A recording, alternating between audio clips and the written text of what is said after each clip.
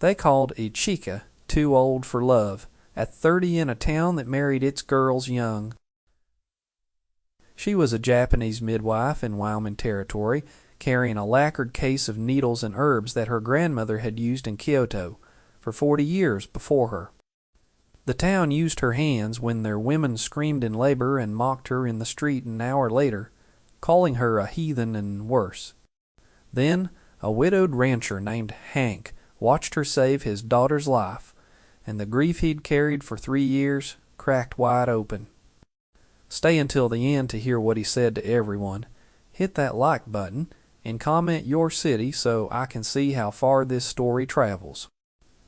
Bitter Springs sat in a basin between two ridge lines in Wyoming Territory, town that existed because someone had been too tired to go any further. 3 saloons, a general store with a crooked door, a livery stable that smelled of hay and manure, and a church whose steeple leaned east like it was trying to escape. The man they called a doctor drank rye in the back of the first saloon and hadn't delivered a clean birth in 2 years. People went to him when they had no choice, and to Ichika when they wanted to live. She had been in Bitter Springs for 2 years, alone since her parents died of a fever on the trail west from San Francisco. They had been apothecaries, her father grinding herbs, while her mother measured tinctures in a shop that smelled of camphor and ginger. When the fever took them both within 3 days of each other, Ichika buried them beside the Platte River and kept walking until she found a town that needed a healer, which was every town, and a room above the livery that she could afford, which was only this one. Her hair was jet black and pinned in a traditional Japanese knot at the back of her skull, held in place with 2 lacquered sticks her grandmother had given her before she left Kyoto. Her eyes were dark, almond-shaped, set above high cheekbones in a face that the frontier sun had weathered but not aged. She wore a cotton kimono, indigo blue, beneath a dust-coated trail coat, and she never wore anything else, not for anyone, not in summer when the heat turned the main street into a ribbon of white dust, and not in winter when the wind came screaming through the basin like something alive and furious. The lacquered medicine case sat on the table in her room, and it was the only thing she had left of her family. 4 generations of women in Kyoto had carried it before her, her grandmother the last, and inside it rested acupuncture needles, so fine they seemed to disappear between her fingers when she held them to the light. Dried herbs, wrapped in paper packets, lined one side, moxaroles the other, and beneath a false bottom that latched with a secret mechanism only she knew how to open, there was a handwritten text of treatments in flowing Japanese script, the kind of document that couldn't be replaced because the woman who wrote it had been dead for 30 years. She ground her herbs each evening by kerosene lamplight, the flickering amber glow turning her hands into shadows and light as she worked the stone mortar against the pestle. The sound was rhythmic, almost musical, and sometimes the livery stable boy would stand at the bottom of the stairs and listen, because it sounded like something from a world he had never been to and would never see. She didn't speak to him or to anyone in Bitter Springs unless they came to her door in pain, and then she spoke only about what she needed them to do and nothing more. The town tolerated her the way a body tolerates a splinter. They came to her when the pain got bad enough, when a birth went wrong, when a child's fever climbed and the doctor was too drunk to stand. She would open the lacquered case, lay out her needles, brew her herbs in a clay pot over the small iron stove, and work with a stillness that made the room go quiet around her.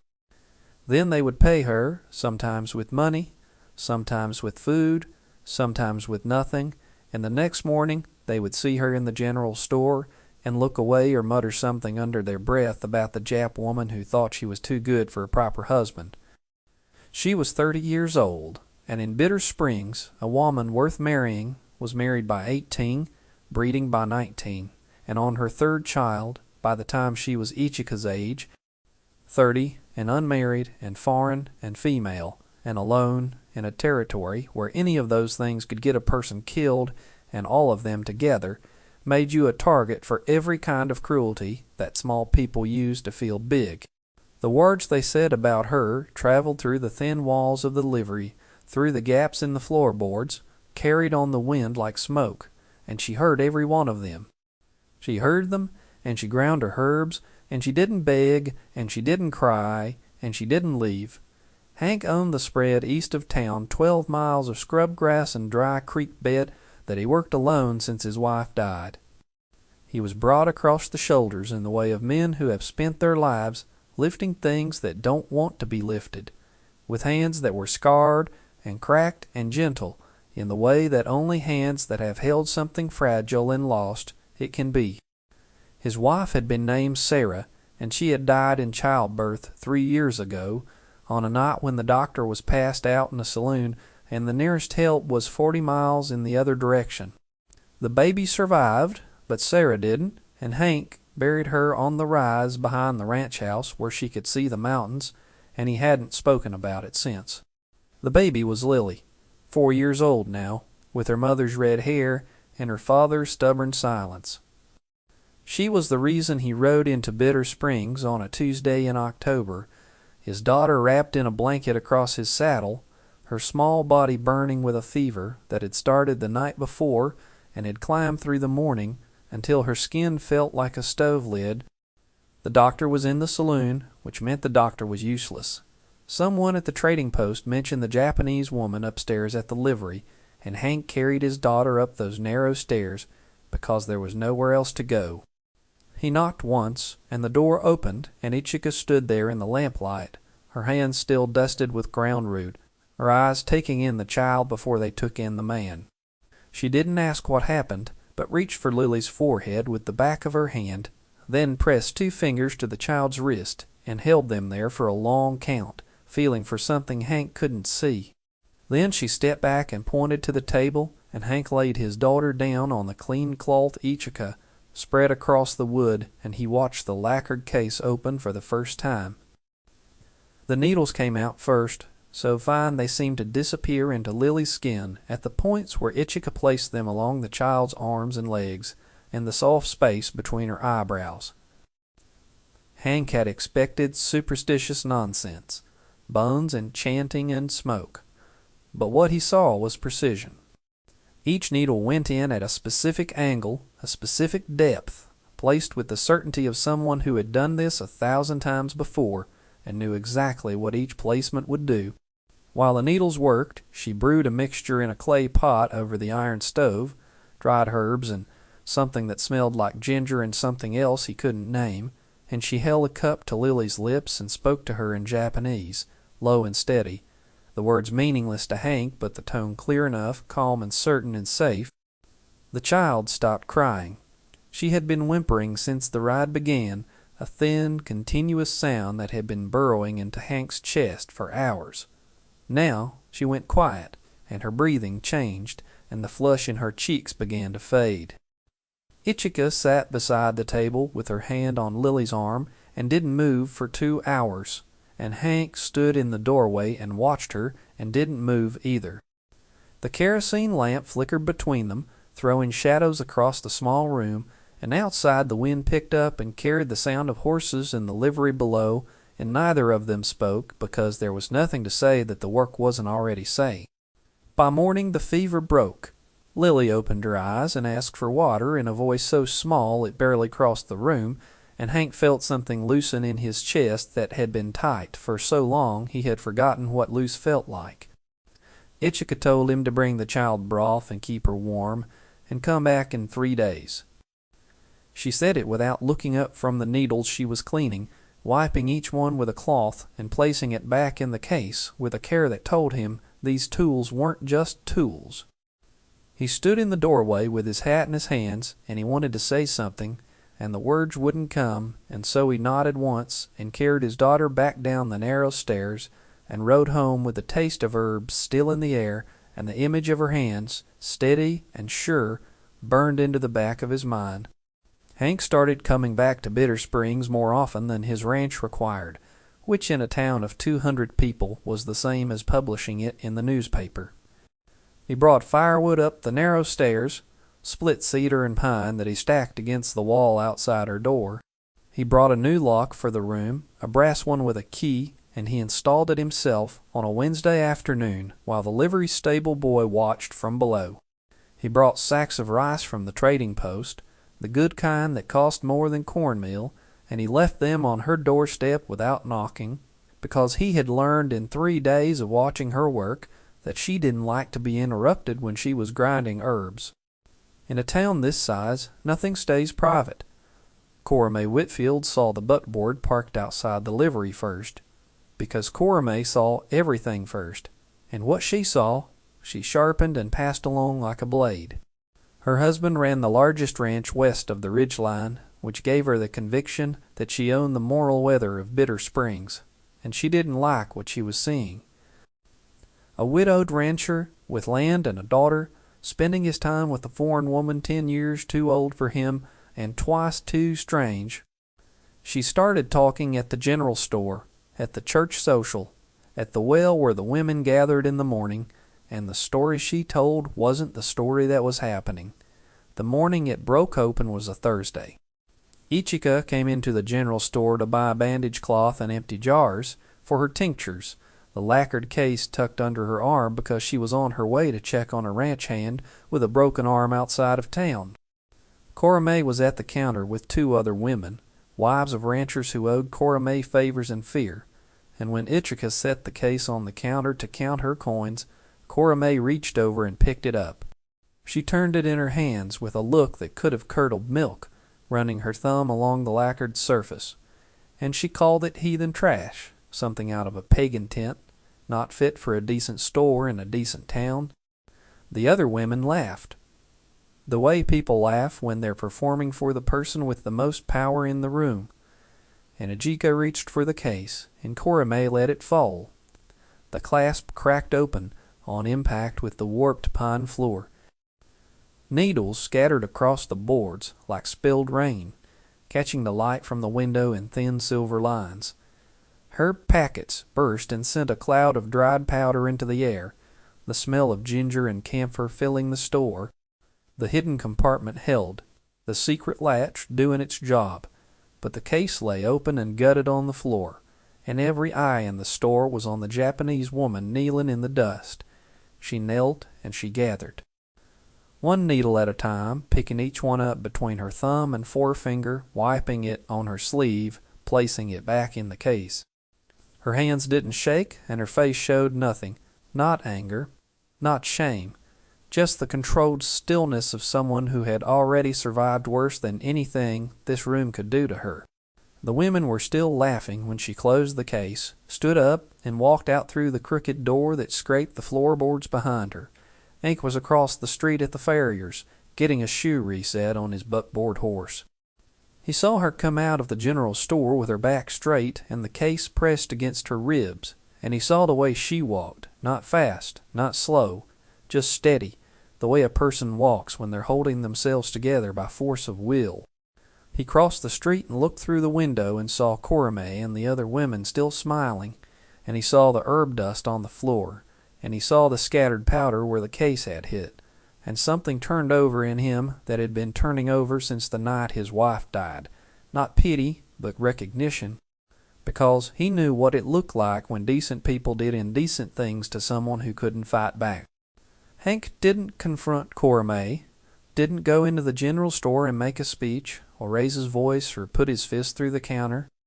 What he did was go to the trading post and buy the finest brass clasp they had, a simple hinge model with a smooth action, and he rode out to the livery and left it on Ichika's doorstep with a scrap of paper that had his name on it and nothing else. She found it the next morning, and when he came back 3 days later, with Lily to check on her arm, the new clasp was on the case, and the scrap of paper was gone. Over the weeks that followed, his visits became a rhythm that the town could set its clock by. He fixed the leaking roof above her room, hammering new shingles into the gap where the rain came through each spring. He built her a proper shelf for her medicine jars, cedar boards, sanded smooth, mounted on the wall above the table where she ground her herbs. He brought Lily with him each time, and the girl took to Ichika with the instant gravity of a child who recognizes kindness the way a plant recognizes sunlight, following her around the small room, touching the lacquered case with careful fingers, watching the mortar and pestle turn with wide eyes. One evening Hank sat on the floor of her room while she showed him how she prepared moxa for his scarred knuckles, the hand that a horse had kicked 3 years ago, and that still ached when the weather turned. She rolled the dried herb between her palms, lit it with a match, and held it above the old injury, close enough that the warmth seeped into the joint, but not close enough to burn.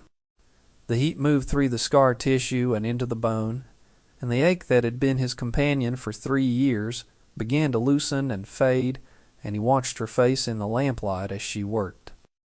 She wasn't beautiful the way the town measured beauty, which was young and soft and compliant and quiet, in the way that meant agreeable. She was something else, something he couldn't name, but recognized the way a person recognizes a language you heard as a child and forgot the shape of the words, still there under the surface, even when the meaning is gone. Her concentration was total, her hands moving with the same precision he had seen when she placed needles in his daughter's skin, and the lamplight caught the angles of her face, the high cheekbones, the dark eyes, the jet black hair coming loose from its knot. And he thought that this was what grace looked like when it had been forged by years of work instead of given by luck. They talked, but not much. She told him about Kyoto, about the clinic her grandmother ran in the district near the river, about the medicine case and how each generation added something to the text inside the hidden compartment. He told her about Sarah, about the night the doctor didn't come, about the 3 years of silence on the ranch with only Lily and the horses and the work. They sat with each other's grief the way two people sit beside a fire, not trying to fix it, not trying to explain it, just being warm enough together that the cold didn't feel permanent. That was the night she opened a hidden compartment for the first time in front of another person. The latch released under her fingers, and the false bottom lifted, and the handwritten text lay there in its space. Pages of Japanese script in ink that had faded but not disappeared, each character drawn with the care of someone who knew these words would outlast them. She let him look, but didn't explain what it said because the words were beyond translation, but she let him see what 4 generations of women had carried across an ocean and a continent and a territory to a room above a livery in a town that called them heathen. He looked at the pages, and he understood what she was guarding, and he didn't say anything, and she closed the compartment and latched it, and the secret held. The town watched.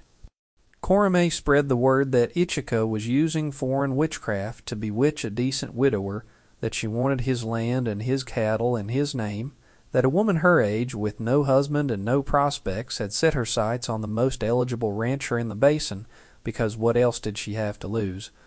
The story traveled from the general store to the saloon to the church pew, growing sharper with each telling, and by the time it reached Harlan Tate, it had become a cause.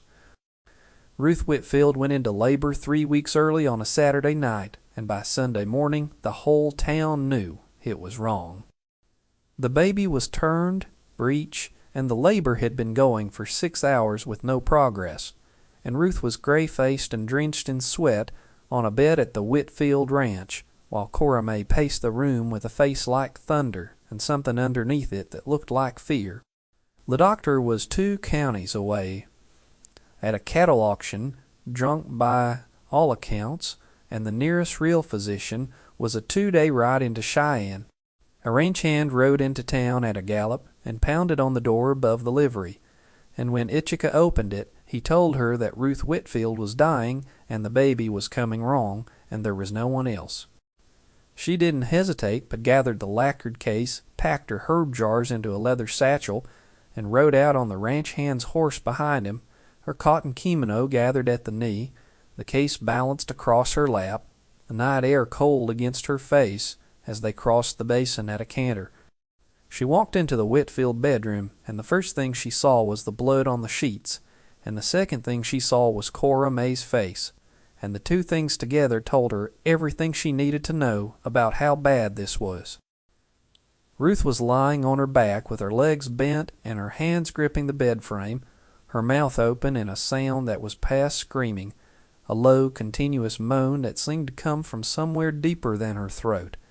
The baby was stuck, turned wrong, and every contraction was pushing it further into a position that would kill both of them if it continued.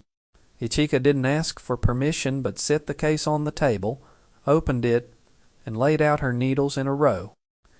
She brewed a campo mixture over the Whitfield stove, herbs that her grandmother had used to strengthen contractions when the body was failing, and she held a cup to Ruth's lips and made her drink. Then she placed needles along Ruth's spine, 5 points, each one designed to open a channel that her grandmother had mapped in the text inside the hidden compartment, and Ruth's moaning changed pitch, and the contractions changed too, deeper, more directed, the body remembering what it was supposed to do. It took 3 hours, and Ichika worked the entire time without stopping, without sitting, without drinking the water that Cora May set on the table beside her. And Cora May watched from the corner of the room with her hands gripping the bedpost so hard her knuckles went white.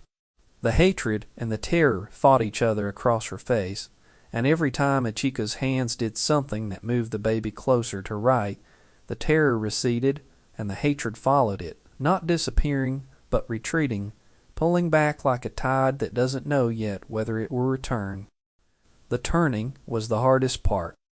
Ichika's hands moved inside Ruth, pressing, guiding, rotating the baby by fractions of an inch with each contraction, using the needles to manage the pain and the herbs to strengthen the push, and her face showed the same concentration Hank had seen when she treated his daughter, total and absolute.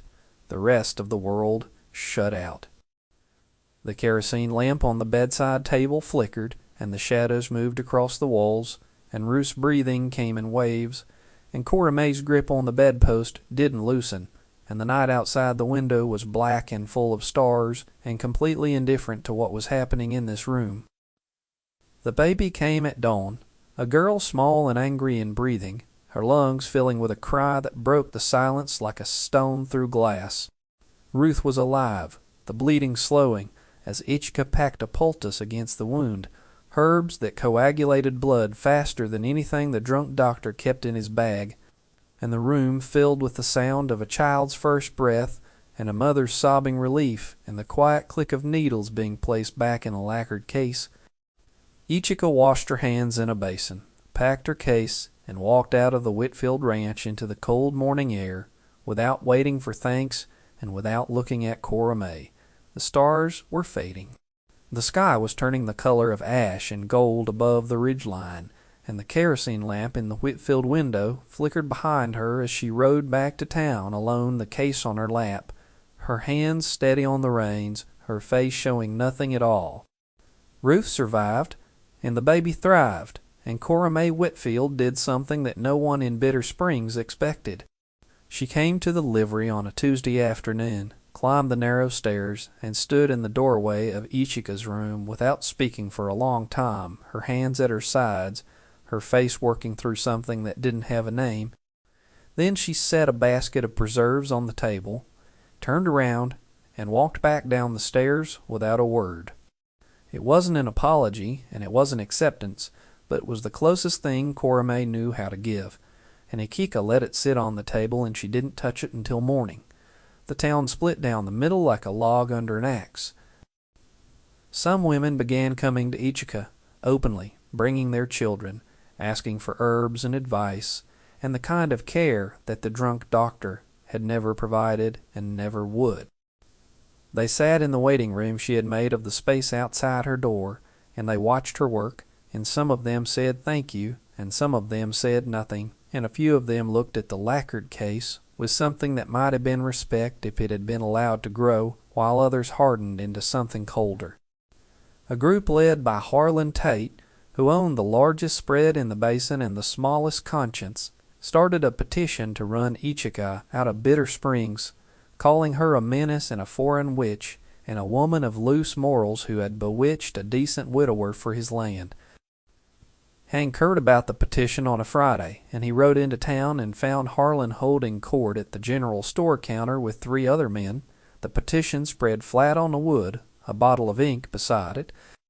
The store went quiet when Hank walked in, the way a room goes quiet when weather changes, and he crossed to the counter and picked up the petition and read it through, and his face didn't change, and his hands didn't shake. He folded the paper once, then again, then tore it down the middle with a sound that made Harlan flinch. Hank put the 2 pieces in his coat pocket, looked at Harlan long enough for the silence to become its own kind of weight, and walked out through the crooked door. Harlan's face went red, but he said nothing. Hank was bigger, quieter, and the kind of man whose silence carried more threat than other men's shouting, and everyone in that store knew it. The petition died on the counter that afternoon, torn and ink-stained, but the hatred that wrote it didn't die, and Harlan Tate wasn't the kind of man who let a public humiliation pass without planning something worse. The tension was now as visible as the ridgeline. People chose sides in the general store, at the saloon, at the church on Sunday, and the line ran through families and friendships and business arrangements that had held for years. Hank and Ithaca were no longer a quiet story about a lonely rancher and a foreign healer. They were the fault line that Bitter Springs had been building pressure on for 2 years, and the pressure was looking for a way to release. Harlan Tate's next move was quiet and aimed at the heart. Kind of thing a man does when he knows he can't win a fair fight and doesn't want to be seen losing an unfair one. One night, while Ithaca was at the Whitfield ranch checking on Ruth and the baby, someone went up the narrow stairs to her room and broke the lock Hank had installed. They smashed her medicine jars against the wall, the glass shattering and the tinctures running across the floorboards in streams that smelled of camphor and ginger. They scattered her herbs, grinding the dried packets into the wood with their boots, and they took the lacquered case and threw it into the alley behind the livery, where the horses had been stamping and snorting all night, trampling the mud and everything in it. Ithaca came home to a wrecked room. The kerosene lamp was still burning on the table, which meant whoever did this had walked in, done their work, and walked out without caring if the whole building caught fire behind them. The shelf Hank had built was pulled from the wall. The jars were broken glass and liquid pooled in the gaps between the floorboards. The herbs were ground into dust and mud, unrecognizable, and the smell was so strong it made her eyes water as she climbed the stairs. She went down to the alley with the lamp held in front of her, and she found the case, face down in a patch of mud and horse dung behind the livery, the lacquer scratched and cracked, the brass clasp Hank had given her bent sideways, the wood split along one edge.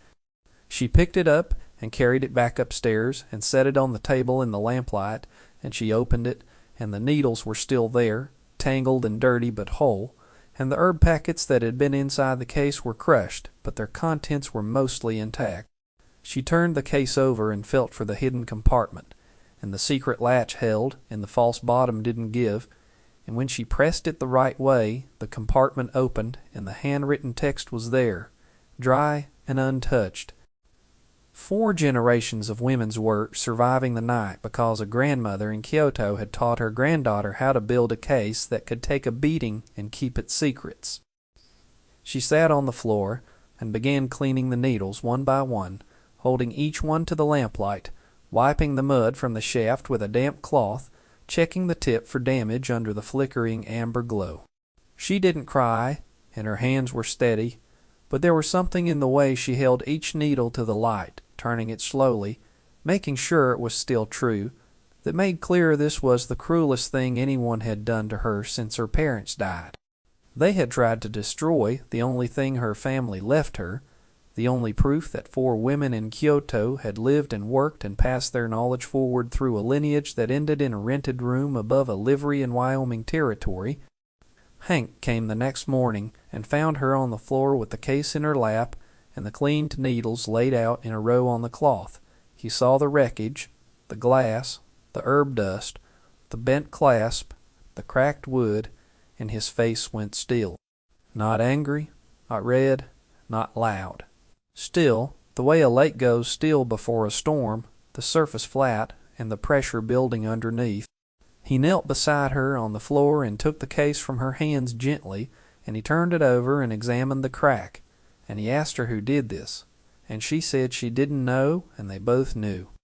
He didn't go after Harlan, not then, but instead sat on the floor beside her in the wreckage of her room, and took a needle and a cloth, and began cleaning it, holding it to the light the way she had shown him, wiping it carefully, checking the tip.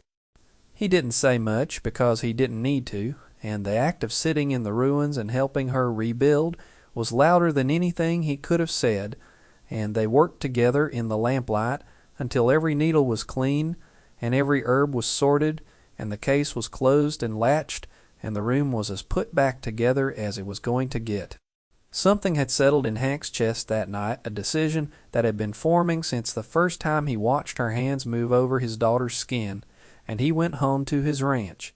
And he didn't tell anyone what it was, but the set of his jaw when he rode away told Lily that something was coming, and the girl didn't ask what.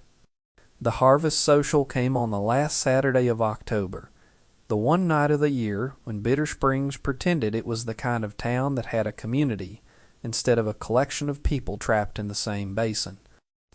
The church hall was strung with kerosene lanterns between the rafters, their amber light throwing long shadows across the food tables and the dancers and the fiddle player in the corner who had been drinking since noon. The whole town turned out, and the room smelled of baked bread and coffee and candle wax, and the air was thick with the particular tension of a place that's trying very hard to be happy.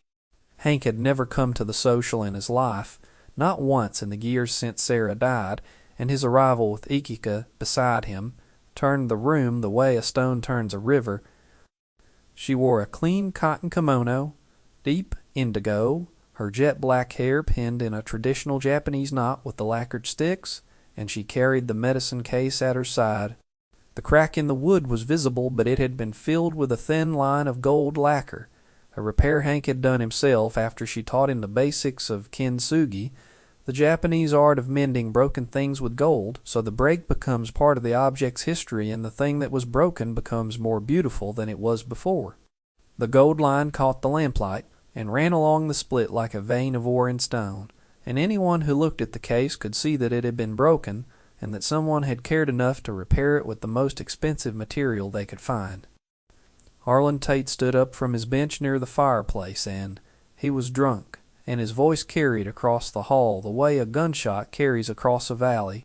He called Ichika a foreign witch who had bewitched a good man, and he called Hank a fool who had traded his name and his land for a woman too old and too strange to be worth having. He said the things the whole town had been thinking and saying behind closed doors, and he said them loud enough for every person in that room to hear, and the fiddle stopped and the lanterns flickered, and nobody moved. Hank didn't shout, didn't cross the room, or put his hand on Harlan, or raise his voice above the level of a man talking to someone across a kitchen table. He stood up slowly, and he let the silence stretch until it became its own kind of pressure, the kind that makes people hold their breath without knowing they're doing it. Then he spoke, and he wasn't speaking to Harlan. He said she was the youngest heart he had ever known, not because of her skin or her years or the way the world measured a woman's worth, because the world got that wrong more often than it got it right. He said she was the youngest heart he knew because she saved the people who hurt her without asking for thanks, because she carried her family's knowledge through a town that tried to destroy it, because she knelt in the dust and picked up her needles, one by one, and never once begged for mercy. Because youth wasn't the absence of years, but the presence of courage, and she had more of it in her hands than every man in that room combined, and he was done pretending otherwise. The room was silent. Cora May looked at the floor.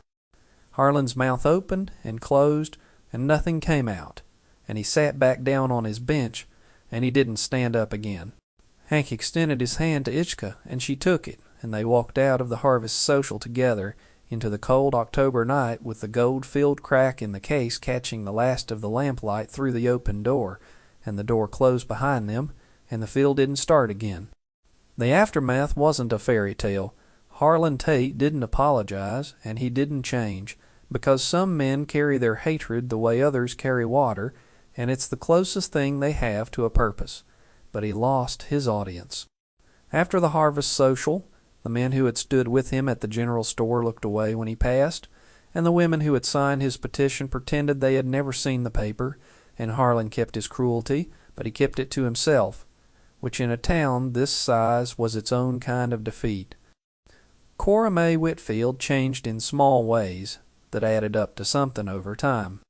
She never said sorry with words, because the words were too big for the kind of woman she was, but when Ruth's baby took sick with a cough that wouldn't break in December, Cora May was the one who sent for a chica. When Ichika arrived with her case and her needles and her herbs, Cora May moved aside from the doorway without being asked and let her through. And that small step to the left wasn't forgiveness, but it was the beginning of something that didn't have a name yet, and maybe never would. Hank and Ichika married on his ranch under the wide Wyoming sky, with Lily as the only witness and the mountains as the only audience. Ichika wore white silk, and Hank wore his only clean shirt. The justice of the peace rode out from town and performed the ceremony and left, and it was quiet and private, and theirs in a way that nothing in Bitter Springs had been since she arrived. She moved to the ranch and set up her practice in a small room Hank built beside the main house, with shelves for her jars and a table for her case and a window that faced east toward the morning light. And women came from town and from ranches 30 miles in every direction because she was good and word-traveled, in a territory where a good healer was worth more than gold. The medicine case sat on the table in her practice room where the morning light reached it first, and the gold-filled crack caught the sun each dawn and threw a thin line of reflected light across the wall that moved as the sun climbed.